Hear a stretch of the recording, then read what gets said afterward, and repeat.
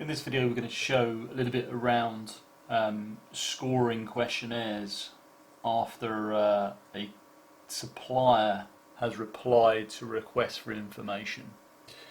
So the context is this: we've sent over a request for information, which is a questionnaire, over to a supplier.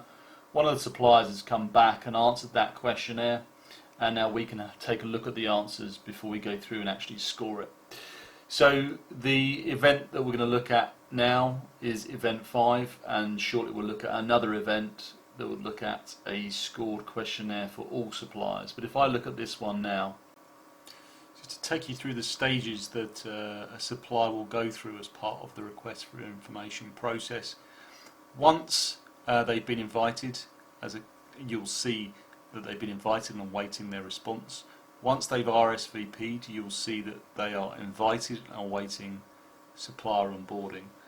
If they refuse, you'll see that they've refused the invitation here, but once they've accepted it, you'll see they're awaiting supplier onboarding. You'll see here that the supplier onboarding process, I've got 3 suppliers that have been invited to this event, this request for information. One of the suppliers has actually gone through and scored the questionnaire, so they've accepted to take part and they've scored the questionnaire, and the other 2 are still waiting for those to score the questionnaire and accept their part in the event.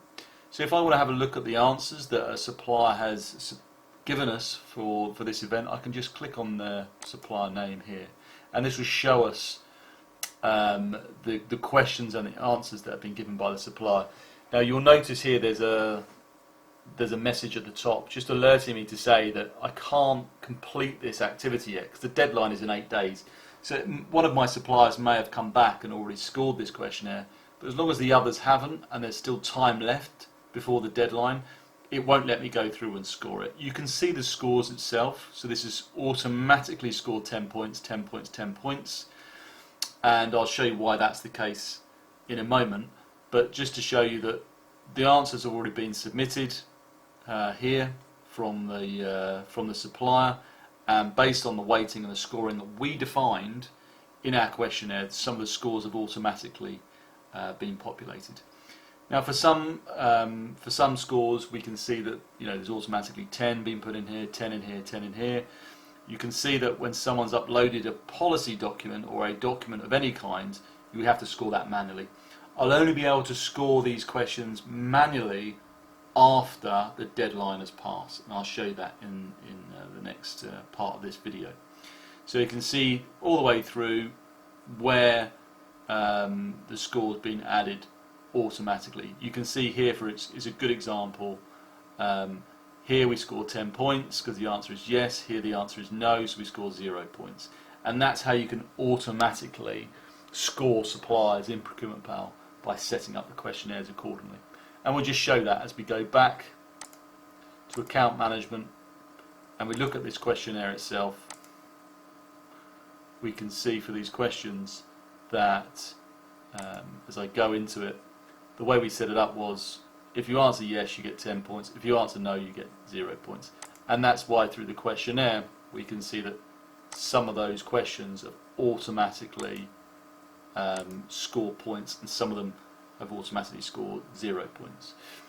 We'll come back to another video to show a questionnaire that shows all the suppliers having scored these questionnaires and answered the questions, to show what happens after that point right now. Once all the suppliers have responded to the questionnaire, you'll see the status change like this. So you can see here that 2 suppliers have accepted and are awaiting my approval. 1 has declined to participate and declined the invitation. At the moment, if I go through and click on this, you can see that the deadline is in 1 hour, and then I can actually score the questionnaires. And once the request for information has finished, you'll see that the status is still showing that suppliers accepted and waiting for our approval. So what we'll do is we'll go into the questionnaire. You can see now that the boxes, now we've gone past the end time, the boxes are, you can change them. if you want to, and you can also look at the policy and you can score that accordingly. Just to open up these documents, you just press on the link. It'll open up the documents for you to have a look at. I'm just going to score these quickly as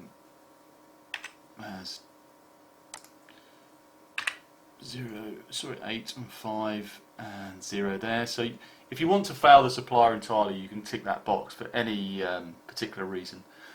And once I've finished scoring the event, I just click Approve Supplier. Of course, you could make all this absolutely automatic. If you only had questions which automatically scored the questionnaire, then you wouldn't have to go through and score anything. It would just do it automatically for you. But as I've had a couple of document uploads, I've had to put in a couple of scores there. And then I go to Approve Supplier. And then you can see there that the supplier has been completed.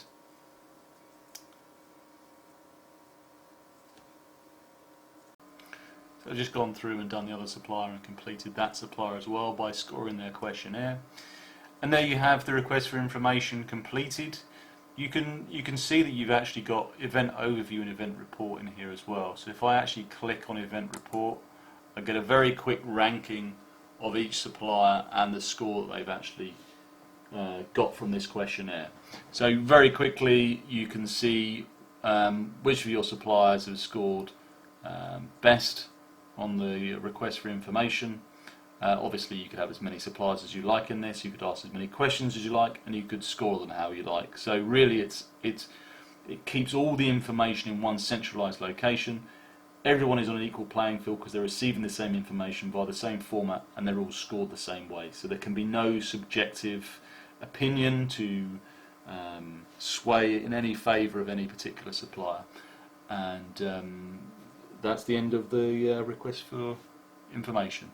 If there's any questions about this video, please email dan@procurementpal.com.